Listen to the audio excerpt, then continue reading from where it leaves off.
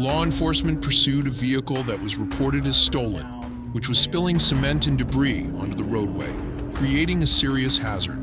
Down, we have spike strips in the wood.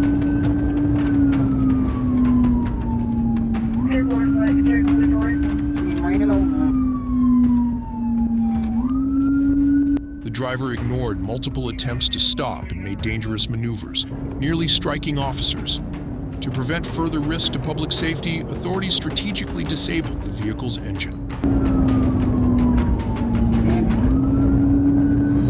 Phase down more concrete everywhere right now.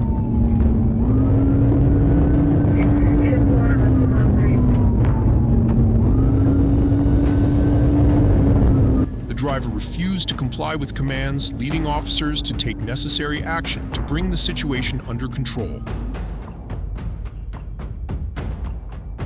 Through coordinated efforts, the incident was resolved without harm to bystanders.